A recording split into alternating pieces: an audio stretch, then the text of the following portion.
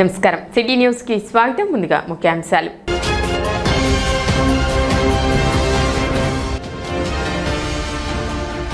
నరేంద్రదేవ్ కాలనీలో జెండా చెట్టు ఏర్పాటు చేయవద్దంటూ నిరసన తెలిపిన కాలనీ వాసులు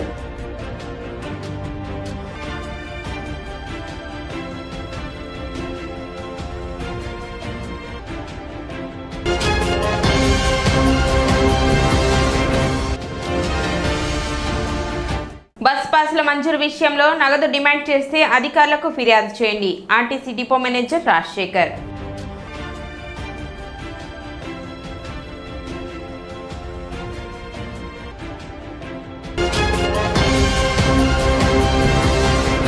మూల్పూర్ గ్రామంలో మహిళ ఆమె బంధువుపై జరిగిన దాడి ఘటనలో గాయపడ్డ వారిని హైకోర్టు న్యాయవాది పెరికెల డానియల్ బుధవారం పరామర్శించారు. తెనాలికి చెందిన వేములపల్లి రజని తన సోదరి కుమారుడు వెనిగల సునీల్ కుమార్ ను వెంట పెట్టుకుని మూల్పూర్లోని వారి యొక్క పొలాన్ని దున్నించుకోవడానికి వెళ్లగా అదే గ్రామానికి చెందిన కొందరు వ్యక్తులు వారిపై దాడి చేసి హత్యాయత్నం చేశారని, ఈ దాడిలో ఇరువురికి గాయాలు కాగా తెనాలి ప్రభుత్వ వైద్యశాలకు తరలించి వైద్య సేవలు అందించడం జరుగుతుందని, ఈ దాడిని తీవ్రంగా ఖండిస్తున్నట్లు డానియల్ తెలిపారు.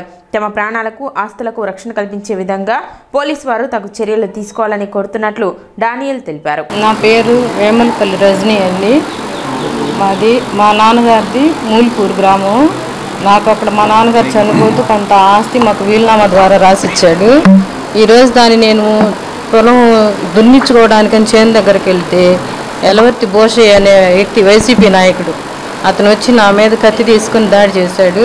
అతని తర్వాత దాసర్ల హనుమంతయ్య, వరప్రసాద్ అతని పేరు, హనుమంతయ్య అంటారు, అతను వచ్చి నా మీద కలబడ్డాడు. నాకు తోడు మా అక్కగారు అబ్బాయి అయిన సునీల్ని తీసుకుని వెళ్తే అతని కింద పడేసి కొట్టి చేస్తుంటే నేను అడ్డం వెళ్ళినందుకు నన్ను పడేసి హనుమంతయ్య అనే అతను కింద పడేసి గుండెల మీద కూర్చొని కొట్టి నన్ను చాలా ఇబ్బంది పెట్టాడు. ఈలోగా ఎలవర్తి శోభారాణి వాళ్ళ అమ్మాయి ఎలవర్తి లాస్యప్రియ ఇద్దరు కలిసి ఒక వైరు తీసుకొచ్చి మా అక్క వాళ్ళ అబ్బాయిని గొంతుకేసి బిగించి చంపుతుంటే నేను పెద్దగా కేకలు పెట్టాను. కేకలు పెట్టేటప్పటికి చుట్టుపక్కల వాళ్ళందరూ వచ్చి మమ్మల్ని విడదీసేటప్పటికి మేము భయంతో పారిపోయి వచ్చి హాస్పిటల్ జాయిన్ అయ్యాము. మాకు ఎలవర్తి బోషయ్య ద్వారా మాకు ప్రాణహాని ఉంది. ఎలవర్తి బోషయ్య, తర్వాత దాసర్ల హనుమంతయ్య, ఎలవర్తి రాధాకృష్ణ, వీళ్ళ ముగ్గురు మూలంగా ఒక ప్రాణహాని ఉంది. మాకు మాత్రం ఏదైనా సెక్యూరిటీ కల్పించాలి. మా నాన్న మాకు కొంత ఆస్తి వీలునామా ద్వారా ఇచ్చాడు. ఆక్రమించుకోవడానికి ఇప్పుడు మా మీదకి అటాక్ చేస్తున్నారు. మాకు అసలు ఏ గొడవలు లేదు. మేము ఇవాళ గొడవ కూడా వెళ్ళలేదు. మామూలుగా చేలో దున్నుతుంటే చూద్దామని వెళ్ళాం తప్పి మేము గొడవకి వెళ్ళాలి. మేము చేలో నుంచి బయటకు వచ్చేసరికి అందరూ ఫోన్లు చేసుకొని మొత్తం బ్యాచ్కి వచ్చి మా మీద రోడ్డు మీద అటాక్ చేశారనమాట. ఎలవర్తి పోసి బొడ్లో నుంచి కత్తి తీసి రావేని వల్గర్ లాంగ్వేజ్ వాడాడు. మీకు వీడియో క్లిప్పింగ్ కూడా కావాలంటే మా దగ్గర చూపిస్తాం. మా తాతగారు మాకు కొంత పొలం రాసి ఇచ్చున్నారు మూల్పూర్ గ్రామంలో. ఇది మాకు వీలునామా దగ్గర రాస్తే మాకు అంతకుముందు వెళ్ళాము, గొడవ చేశారు.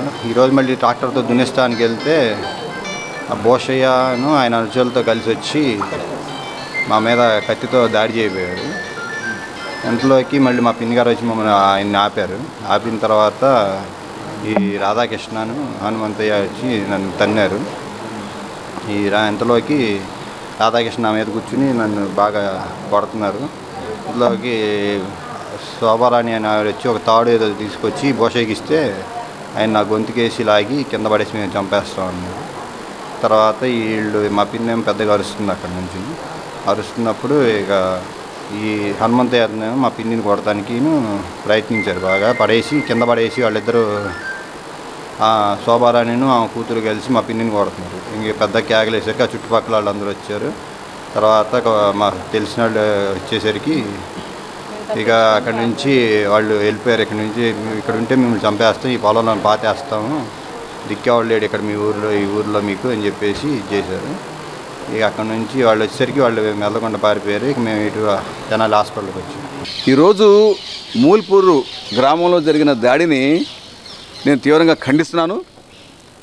ఒక స్త్రీ తన సొంత పొలంలోకి వెళ్తే వేరే వాళ్ళు వచ్చి అసలు మీరు ఈ పొలంలోకి ఎట్లా వచ్చారు, మీరు ఎట్లా బతుకుతారు, ఎట్లా వెళ్ళిపోతారని కూడా ఆయన మరి ఆమె సోదరి కొడుకు కూడా అక్కడికి వెళ్ళారండి.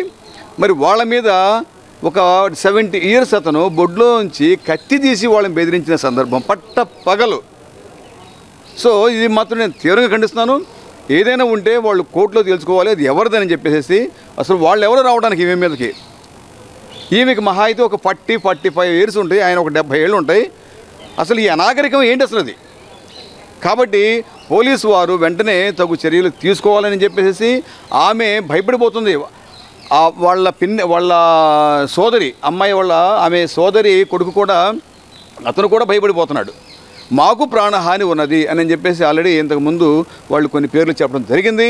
కాబట్టి మీరు వాళ్ళ మీద చట్టపరంగా చర్యలు తీసుకొని వాళ్ళకి భిక్ష పెట్టాలని, ఎటువంటి ప్రాణహాని జరిగినా వాళ్ళదే బాధ్యత అని చెప్పేసి మేము చెప్పుకుంటున్నాం. కార్పొరేట్ ప్రైవేట్ విద్యా సంస్థల్లో అక్రమంగా పాఠ్య పుస్తకాలు, యూనిఫామ్ల పేరుతో వేలకు వేలు విద్యార్థుల దగ్గర నుండి దోచుకుంటున్నారని ఏఎస్ఎఫ్ నాయకత్వం శాంతియుతంగా నిరసన వ్యక్తం చేస్తుంటే పోలీసులు దాడి చేసి కేసులు పెట్టడం చాలా దుర్మార్గమని ఏఎస్ఎఫ్ రాష్ట్ర కార్యవర్గ సభ్యులు పాసెం వెంకటేష్ విమర్శించారు. పాఠశాల fee, admission, donation, uniform, pocket money ఇటువంటివి రకరకాల ఫీజుల పేరుతో కోట్ల రూపాయలు దోపిడీ చేస్తూ విద్యను వ్యాపారంగా మారుస్తున్నటువంటి కార్పొరేట్ ప్రైవేట్ విద్యా సంస్థలపైన శాఖపరమైన చర్యలు తీసుకోకుండా విద్యాశాఖ అధికారులు చూసి చూడకుండా మొద్దు నిద్రలో ఉన్నారని వారు ఆవేదన వ్యక్తం చేశారు. పోలీస్ వ్యవస్థ అత్యుత్సాహంతో ఏఎస్ఎఫ్ నాయకత్వంపై ప్రత్యక్షంగా దాడి చేసి నాయకులకు గాయాలై రక్తం చిందిస్తున్నా సరే ఎటువంటి ఫస్ట్ ఎయిడ్ కూడా చేయకుండా మార్చవరం పిఎస్కి తరలించడం జరిగిందని తెలిపారు. ప్రజాస్వామ్యంలో ఇలాంటివి జరగడం చాలా దుర్మార్గపు చర్య అని వారు అన్నారు. అఖిల భారత విద్యార్థి సమైక్య రాష్ట్ర వ్యాప్తంగా విద్యార్థుల సమస్యల మీద అలుపెరగని పోరాటాలు నిర్వహిస్తున్న నేపథ్యంలో మరి మా రాష్ట్ర అధ్యక్ష కార్యదర్శులు రాష్ట్ర వ్యాప్తంగా పర్యటిస్తూ ఏదైతే కార్పొరేట్ ప్రైవేట్ విద్యా సంస్థలు అవలంబిస్తున్న తీరు మీద మరి నిరసన కార్యక్రమాలు చేపడతా ఉన్నారు. మరి రాయలసీమ జిల్లాల్లో కానీ ఇటు కోస్తాంధ్ర జిల్లాల్లో కానీ విద్యా సంస్థలకు వెళ్ళి విద్యార్థులు ఎదుర్కొన్న సమస్యల మీద అధికారులతో మాట్లాడి అక్కడున్న యాజమాన్యాన్ని ప్రశ్నించడం జరుగుతూ ఉంది. అందులో భాగంగా ఈరోజు విజయవాడ శ్రీ చైతన్య కళాశాలలో మెయిన్ కళాశాలలో మరి ఏఐఎస్ఎఫ్ రాష్ట్ర వ్యాప్తంగా చేసిన కార్యక్రమాల దృష్ట్యా రాష్ట్ర కమిటీ మరి రాష్ట్ర నాయకత్వం మరి ఈరోజు వెళ్ళి అక్కడ విద్యార్థులు ఏదైతే అధిక ఫీజులకి అమ్ముతా ఉన్నారో పుస్తకాలని, అదేవిధంగా అక్రమ అడ్మిషన్లు నిర్వహించి విద్యార్థులను మానసికంగా ఇబ్బంది పెడతా ఉన్నారో ప్రశ్నించే క్రమంలో మాట్లాడుతూ ఉంటే ఈ కార్పొరేట్ కబంధ హస్తాల్లో ఇరుక్కుపోయి ఇబ్బంది పడుతున్న విద్యార్థుల పక్షాన ఏఎస్ఎఫ్ పోరాడుతూ ఉంటే మరి శ్రీ చైతన్య కళాశాలలో పోలీసులను పిలిపించి శాంతియుతంగా నిరసన వ్యక్తం చేస్తున్న ఏఎస్ఎఫ్ నాయకుల మీదకి మరి వదలటం జరిగింది. అక్కడికి వచ్చినటువంటి పోలీస్ వ్యవస్థ మరి అత్యుత్సాహం ప్రదర్శించి ఏఎస్ఎఫ్ నాయకుల మీద శాంతియుతంగా నిరసన తెలుపుతున్న ఏఎస్ఎఫ్ నాయకుల మీద దాడికి దిగడం జరుగుతూ ఉంది. ఏదైతే ఒక రౌడీ షీటర్లతో, ఒక రౌడీలతో, ఒక దొంగలతో ప్రవర్తిస్తున్నట్టుగా పీజీలు, డిగ్రీలు చదువుకొని విద్యార్థి సమస్యల మీద పోరాడుతూ ఉన్నటువంటి విద్యార్థి నాయకుల మీద అమానుషంగా ప్రవర్తించడం చాలా దారుణమైనటువంటి విషయం. దీని మీద ఏఎస్ఎఫ్ రాష్ట్ర వ్యాప్తంగా శ్రీ చైతన్య కళాశాల దగ్గర ఆందోళన చేపడతా ఉన్నాం. ఈ కార్యక్రమంలో మాజీ ఏఎస్ఎఫ్ నాయకులు మద్దినేని కిరణ్ బాబు, ఏఎస్ఎఫ్ గుంటూరు జిల్లా అధ్యక్షుడు గండు శివ, తెనాలి నియోజకవర్గ కోశాధికారి పన్నెకంటి శోభిత్, ఉపాధ్యక్షులు పవన్, ఏఎస్ఎఫ్ నాయకులు బాలాజీ, అజయ్, చైతన్య, ఆకాష్, లోకేష్, జయకృష్ణ, పొట్లు, మణి, దుర్గా, యశ్వంత్, సంజయ్ తదితరులు పాల్గొన్నారు. ఏఐఎస్ఎఫ్ ఆధ్వర్యంలో ఏదైతే కార్పొరేట్ వ్యవస్థలు అక్షరాలను లక్షల రూపాయలుగా ఈరోజు రోడ్ల మీద తీసుకొచ్చి తల్లిదండ్రులకు అమ్ముతా ఉందో దాన్ని ఖండించే విధంగా ఏఐఎస్ఎఫ్ ఒక వినూతమైన నిరసన కార్యక్రమాలు శాంతియుతంగా చేస్తున్న విజయవాడ నగరంలో ఈరోజు రాష్ట్ర అధ్యక్ష కార్యదర్శులను పోలీసులు వారిపై దాడి చేయడం తెనాలి ఏఐఎస్ఎఫ్గా ఖండిస్తూ ఉన్నాం. వారి మీద పెట్టిన కేసులను వెంటనే తీసివేయాలా, వాళ్ళని విడుదల చేయాలా. లేని పక్షాన తెనాలిలో కానివ్వండి, గుంటూరు జిల్లాలో కానివ్వండి, ఎక్కడైతే శ్రీ చైతన్య కళాశాలలు ఉన్నాయో ప్రత్యక్షంగా వెళ్ళి మేము దాడికి కూడా దిగుతామని చెప్తా ఉన్నాం. మేము లాఠీలకు, తోటాలకు భయపడే వాళ్ళం కాదు. విద్యార్థుల సమస్యల మీద మేము పోరాడుతూ ఉంటే ఈరోజు రోడ్ల మీద ఆకతాయితనంగా తిరిగే ఒక దొంగలు, ఒక రౌడీ షీటర్ల మాదిరిగా ఈరోజు పోలీస్ వ్యవస్థలు విద్యార్థులను చూస్తున్నారంటే ఈ కూటమి ప్రభుత్వం విద్యా వ్యవస్థలో పూర్తి వైఫల్యం చెందిందని చెప్పి ఈ సందర్భంగా మేము తెలియజేస్తూ ఉన్నాం. ఈరోజు ఎన్నో హామీలు ఇచ్చి ఒక్కడు కూడా నెరవేర్చకుండా మేము అన్నీ పూర్తి చేశామని చెప్పి పేపర్ స్టేట్మెంట్లు ఇచ్చుకుంటా మీరు ఏసీ రూమ్లో కూర్చుంటే రోడ్ల మీద విద్యార్థులు పడుతున్న కష్టాలు మీకు తెలియదని చెప్పి మేము సందర్భంగా తెలియజేస్తూ ఉన్నాం. ఈరోజు మీరు రోడ్ల మీదకి వచ్చి ఏదైతే మేము ప్రత్యక్షంగా చూస్తూ ఉన్నాం, 8వ క్లాస్ చదువుకునే విద్యార్థికి 23,000 రూపాయలు ఫీజు, 23,000 రూపాయలు బుక్స్ కొనటం అంటే ఎంత దారుణమైన వ్యవస్థలో మనం చదువుకుంటున్నాం అని చెప్పి ఒకసారి ఆలోచించాల్సిందిగా పనిచేస్తూ ఉన్నాం. అఖిల భారత విద్యార్థి సమైక్య ఏఐఎస్ఎఫ్ ఆధ్వర్యంలో ఈరోజు గుంటూరు నగరంలో ఉన్న బందర్ రోడ్లో ఉన్న శ్రీ చైతన్య కళాశాల ఎదుట శాంతియుతంగా ధర్నా చేస్తుంటే ఏదైతే విజయవాడ నగర పోలీసులు ఉన్నారో వాళ్ళు వచ్చి ఒక రౌడీల మాదిరి ఏఎస్ఎఫ్ విద్యార్థులపై దాడి చేయటం చాలా బాధాకరం. ఈ దాడిని మేము తీవ్రంగా వ్యతిరేకిస్తున్నాం. మేము నారా లోకేష్ గారిని ఒకటే అడుగుతూ ఉన్నాం, మీరు తల్లికి వందనం పేరుతో 13,000 ఇస్తే అదే 13,000 ఈ శ్రీ చైతన్య విద్యా సంస్థల్లో బుక్స్ కొనడానికి కూడా సరిపోవట్లేదని చెబుతున్నాం. ఈ బుక్స్ దోపిడీని అరికట్టే విధంగా నడుచుకోకపోతే తక్షణమే మేము గుంటూరు జిల్లాలో ఉన్న అన్ని శ్రీ చైతన్య విద్యా సంస్థల వద్ద నిరసన కార్యక్రమం చేపడతామని హెచ్చరిస్తూ ఉన్నాం. బస్ పాసుల విషయంలో ఎవరైనా అదనంగా నగదు డిమాండ్ చేస్తే సంబంధిత అధికారులకు ఫిర్యాదు చేయాలని Tenali RTC depot manager Rajasekhar తెలిపారు. పాఠశాలలు కళాశాలలు పునఃప్రారంభమైన నేపథ్యంలో విద్యార్థులకు బస్ పాసులు మంజూరు చేయడం జరుగుతుందని, దానికి సంబంధించి బస్ పాస్ కౌంటర్ల వద్ద ఎవరైనా అప్లికేషన్ ఆన్లైన్కి లామినేషన్కి అదనంగా నగదు డిమాండ్ చేస్తే అధికారులకు తెలియచేయాలని డిపో మేనేజర్ రాజశేఖర్ తెలిపారు. మనం ఈ మధ్య ఏపీఎస్ఆర్టీసీ తెనాలి డిపో తరఫున జూన్ 2వ తారీఖు నుంచి బస్ పాసులు, ఫ్రీ బస్ పాసులు కానీ, కన్స్ట్రక్షన్ బస్ పాసులు కానీ, అదేవిధంగా ఎంఎస్టీలు కానీ ఇవ్వటం జరుగుతూ ఉంది. దానిలో భాగంగా ఎవరైతే అప్ టు 10th క్లాస్ పిల్లల దాకా ఉంటారో లేడీస్కి, గర్ల్స్కి, వారికి పూర్తిగా 50 రూపాయలతో సంవత్సరం మొత్తం ఉచితంగా ప్రయాణం చేసే విధంగా 25 కిలోమీటర్ వరకు ఫ్రీగా అనుమతించబడుతుంది. అదేవిధంగా బాయ్స్కి అయితే 7th క్లాస్ వరకు ఏదైతే ఉందో వాళ్ళకి ఒక ఐడి కార్డు ఇవ్వటం జరుగుతుంది. వారు కూడా సంవత్సరం మొత్తం బస్సులో ఫ్రీగా అనుమతించడం జరుగుతుంది. ఈ అవకాశాన్ని 10th క్లాస్ పిల్లలంత వరకు అందరూ వినియోగించుకోవాల్సిందిగా విజ్ఞప్తి చేస్తూ ఉన్నాం. అదేవిధంగా ఈ మధ్యకాలంలో స్కూల్ కాలేజీలు కానీ, జూనియర్ కాలేజ్ కానీ, ఇంజనీరింగ్ కానీ, మెడికల్ కానీ వారికి కూడా గవర్నమెంట్ ఆఫ్ ఆంధ్రప్రదేశ్ ఏదైతే నిబంధనలు ఉన్నాయో వాటి ప్రకారం 33% పే చేసి 66% కన్స్ట్రక్షన్తో వాళ్ళకు కూడా రాయితీ ఇవ్వటం జరుగుతూ ఉంది. అయితే ఈ మధ్యకాలంలో 1-2 కంప్లైంట్స్ అయితే రావటం జరుగుతూ ఉంది. ఈ బస్ పాస్ కౌంటర్లో ఆన్లైన్ చేసినందుకు 50 రూపాయలు, అదే లామినేషన్ చేసినందుకు 50 రూపాయలు వసూలు చేస్తున్నారని కొంతమంది పిల్లలు కంప్లైంట్ చేయడం జరిగింది.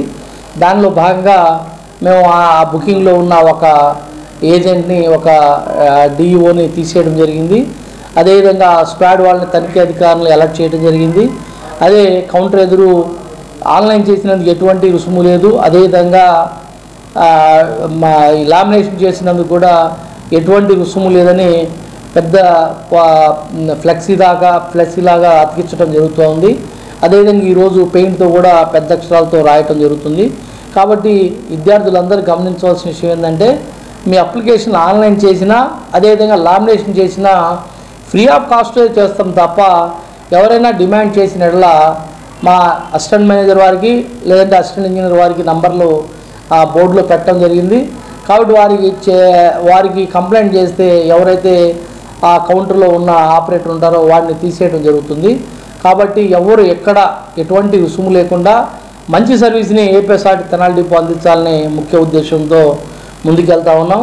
విద్యుత్ అదనపు లోడు క్రమబద్ధీకరణకు ప్రభుత్వం జూన్ 30 వరకు అవకాశం కల్పించినట్లు విద్యుత్ ఈఈ చిరంజీవి తెలిపారు. ప్రస్తుతం డెవలప్మెంట్ ఛార్జీలో 50% రాయితీ ఇస్తుందని, గృహ వినియోగదారులకు దీనిపై అవగాహన కల్పించడం జరిగిందని, అదనపు లోడు అవసరమైన సంబంధిత రుసుము చెల్లించి సర్వీసు క్రమబద్ధీకరించుకోవాలని చిరంజీవి సూచించారు. మన అడిషనల్ లోడ్ క్రమబద్ధీకరణని గత 4-5 నెలల నుంచి మేము చేస్తున్నాము.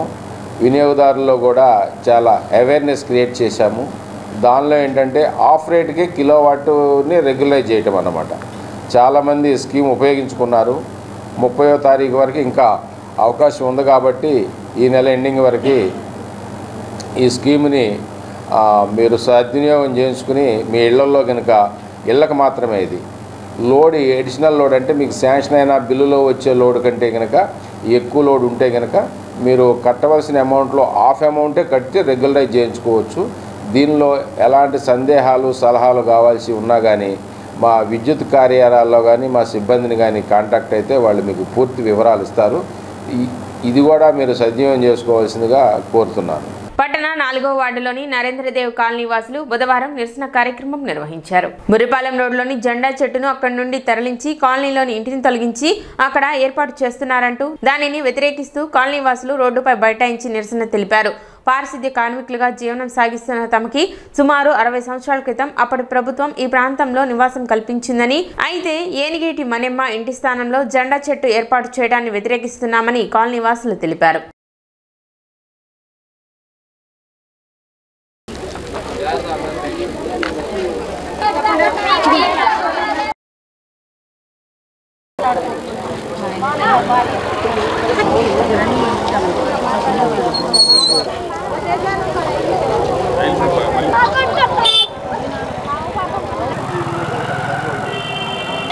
నరేంద్రదేవ్ కాలనీలో జెండా చెట్టు కట్టడానికి వీలు లేదు.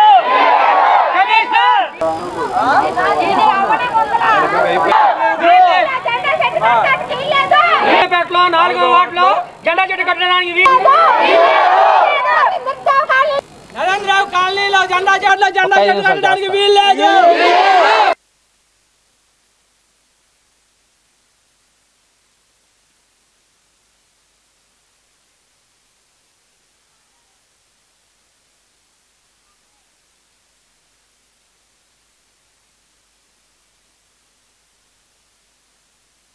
పేరు మునమ్మ, ఏనిగేటి మునమ్మ. మేము 60 సంవత్సరాల నుంచి ఉన్నాం ఇక్కడ. 60 సంవత్సరాల నుంచి మమ్మల్ని ఎవరు కదిలేలా. 3 ఇళ్ళు ఉన్నాం అప్పుడు ఇంట్లో. 3 ఇళ్ళు ఉన్నాం. 3 ఇళ్ళు ఉంటే ఆ ఇల్లు పగలు కొట్టాలంటున్నారు ఇప్పుడు. ఎట్లా మేము ఏడ ఉండాలా? సంఘం అంతా కాళ్ళు పట్టాలు లేవు. మరి మాకు పట్ట కాతం ఎట్ట వచ్చుద్ది? అందరికి ఉంటే కదా మాకు వచ్చుద్ది. మాది నరేంద్రదేవ కాలనీ. అందులో 3 కులాలు నివసిస్తున్నాము. తల్లి పిల్లల్లాగా ఉన్నాం. అందరూ కూడా పారిశుద్ధ కార్యక్రమాలే. ఈరోజు ఈ అధికారులు ఇంతంత పాతకానికి దిగజారారంటే చాలా బాధాకర విషయం. ఈరోజు ప్రాణాలు తెగిస్తాయినా, ఎంత దూరమైనా, ఎక్కడికైనా, అది ఢిల్లీ కానీ, కలకత్తా కానీ, హైదరాబాదే కానీ, ఎక్కడికి వెళ్తానికైనా మేమందరం కూడా సిద్ధంగా ఉన్నాం. ఈరోజు ఇప్పటి వరకు ఈ అదేంటి నిమోన ఉన్నప్పుడు కూడా వస్తున్నారు అధికారులు, చూస్తున్నారు, మీకేం చెయ్యరమ్మా అని భరోసా ఇస్తుంటే దారుణం బతికాం. ఈరోజు మొత్తం కూలిపోయి 4వ తరంలో 4వ తరం కూడా సీకిపోయాం. ఈ పారిశుద్ధం పని మీరు బాగుపడాలి, మేము నాశనం అయిపోవాలి. మా ప్రాణాలు పోతున్నా 8 గంటల పనిచేయి, 9 గంటల పనిచేయి. పారిశుద్ధ కార్మికులు బురదలో దిగిపోయి వాళ్ళు ఏమి కూడా చేతికి బౌజులో ఇవ్వపోయినా మేము అందులో కూరుకొని పనిచేస్తుంటే కరోనా వైరస్లో మమ్మల్ని ఏ రకంగా నాశనం చేశారు. మీరు ఇళ్లలో నుంచి బయటకు రాకపోతే మా ప్రాణాలు అడ్డం పెట్టి మేము కష్టపడి పనిచేసాం. మా బిడ్డలు మేము ఇంటికాడ శుభ్రం తినాలంటే మేము ఎంత నరకం పడ్డాం. ఎవరన్నా ముందుకొచ్చారా? ఈ అధికారాన్ని ముందుకొచ్చి అమ్మ ఇదిగో ఈ బస్తా బియ్యం తీసుకో, ఈ కూరగాయలు వేసుకో, ఇది వేసుకొని తినండి అమ్మా, మీరు లేకపోతే మా రాష్ట్ర ప్రభుత్వమే లేదు అని ఒకడు వచ్చి చెప్పాడా? అప్పుడు చెప్పని వాళ్ళు ఈరోజు వచ్చి మా కాలనీకి అడుగు పెట్టి జెండా చెట్టేస్తాం, ఇక్కడ ఇదేంటి ఇల్లులు కూల్చేస్తాం అంటే చూస్తూ ఊరుకుంటామా? ఇది ఎంత దూరమైన వెళ్తానికి మేము సిద్ధం బాబు. మీరందరూ కూడా మాకు సహకరించండి. మేమందరం కూడా చచ్చిపోతానికని ఈరోజు సిద్ధమయ్యామంటే 61 సంవత్సరాలు. మా ప్రధాన డిమాండ్ మా కాలనీలోకి ఎవరు రాకూడదయ్యా, ఇంటి పట్టాలు ఇవ్వాలి. మా దగ్గర జీవం ఉంది, ఎక్కడెక్కడన్నా ఇచ్చింది మా దగ్గర ఉంది.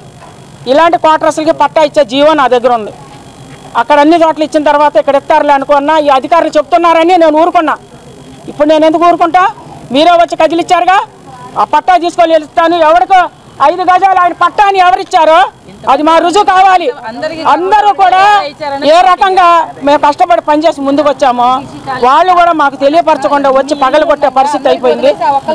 ఒక్కరోజు వీళ్ళందరూ కూడా ఇలా వచ్చినందుకు మేము సంతోషపడాలా, లేకపోతే ఈ రకంగా మాకు దుమారా చేసి మళ్ళీ ఇంకా ఏదన్నా చేసి మాకు గొడవలు పెట్టే సమస్యలు చూస్తానుక ఈ అధికారులు.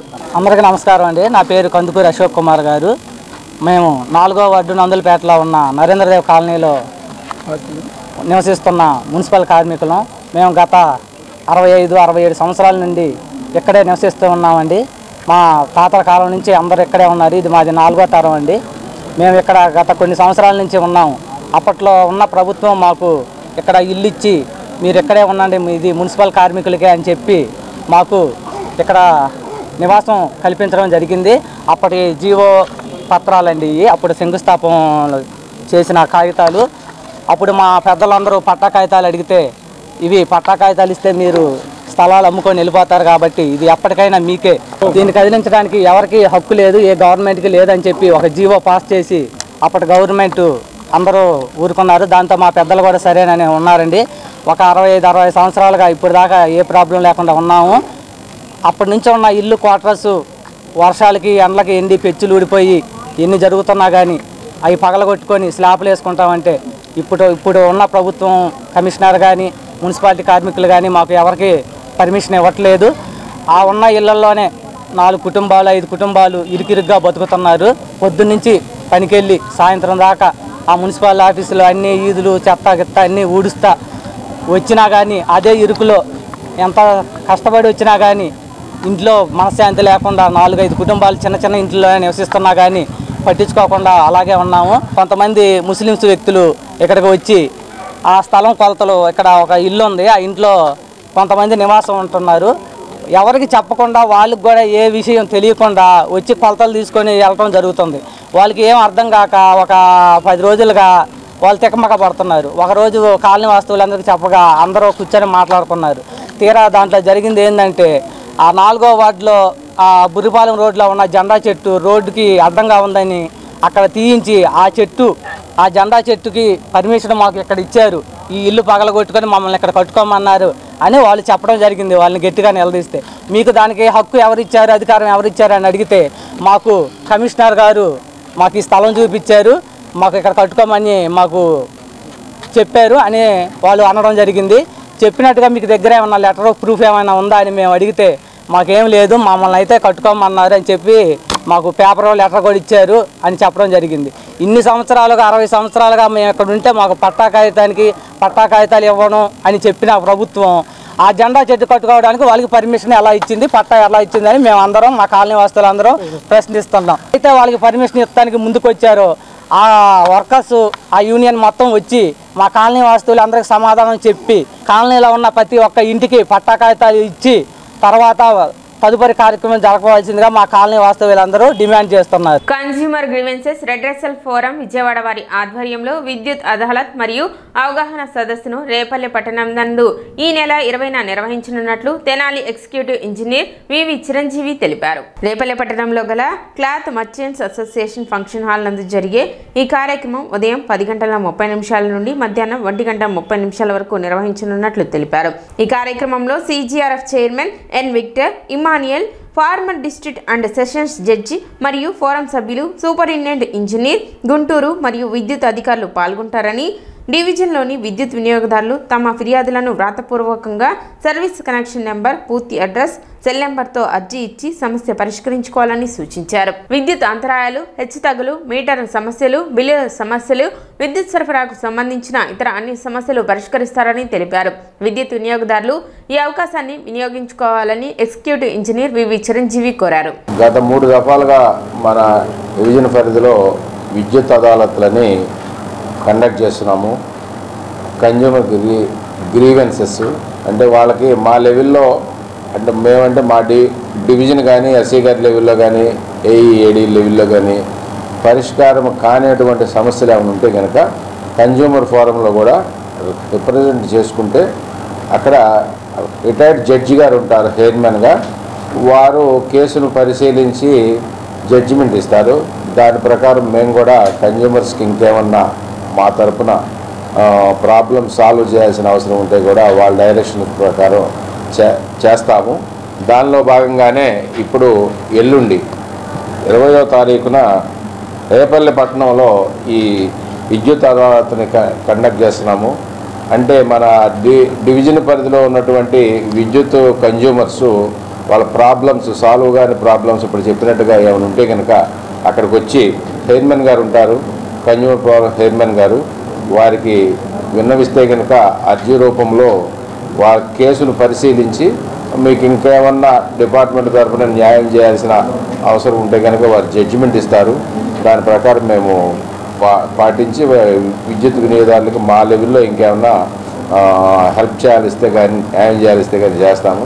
అందుకని ఈ అవకాశాన్ని విద్యుత్ వినియోగదారులు ఏదన్నా కంప్లైంట్స్ ఉంటే కనుక లో వోల్టేజ్ కానీ మీటర్లో ప్రాబ్లమ్స్ కానీ విద్యుత్ సమస్యలు ఎనీహౌ మీకు సాల్వ్ కానీ ఉన్నాయి అన్ని ఇంకేదైనా అసంతృప్తిగా ఉంటే మీకు అక్కడికి వచ్చి విన్నవించుకుంటే కనుక అర్జీ రూపంలో వారు దీని మీద తప్పక స్పందిస్తారు.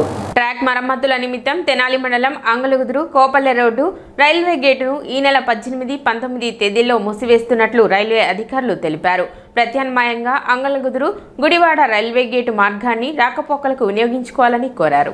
ఈ రైల్వే ట్రాక్ అప్పుడప్పుడు రిపేర్ నిమిత్తము ఆ ట్రాక్ అక్కడ గేట్ క్లోజ్ చేసి ఆల్టర్నేటివ్ రూట్స్ చూసుకోమని రైల్వే వాళ్ళు చెప్తారు. ఆ విధంగా ఇవాళ చెప్పిన దాంట్లో ఎల్సీ నెంబర్ 288 అంటే ఇది తెనాలి సంగంజార్లమూడి మధ్య ఉంది. అది ఉదయం ఇవాళ 18వ తారీఖు ఉదయం 8 నుంచి 19వ తారీఖు సాయంత్రం 6 దాకా ఆ గేటు క్లోజ్ చేయబడి ఉంటుంది. అలాగే మనకి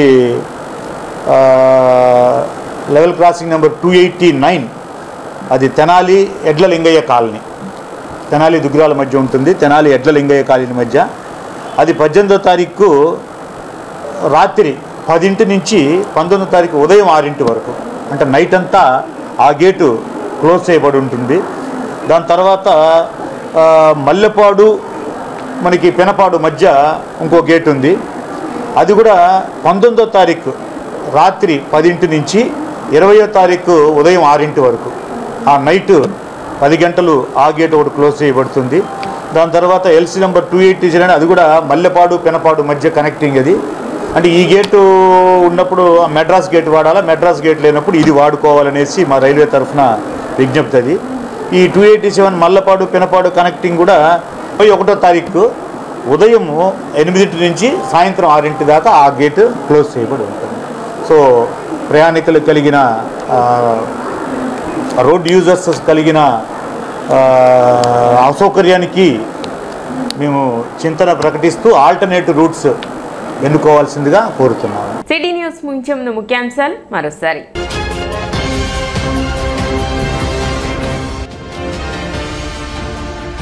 నరేంద్రదేవ్ కాలనీలో జెండా చెట్టు ఏర్పాటు చేయవద్దంటూ నిరసన తెలిపిన కాలనీ వాసులు.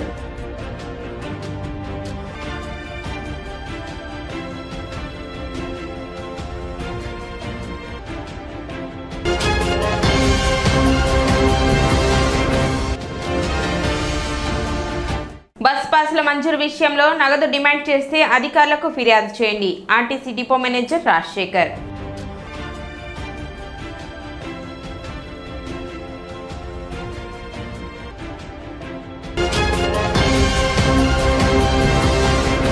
సిటీ న్యూస్ ఇంతటితో సమాప్తం. నమస్కారం.